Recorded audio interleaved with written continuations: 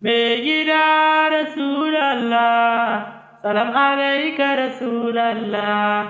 Mai gida Habiballah, mutatta yana cigiyar ka yaushe ne gamanmu da kai.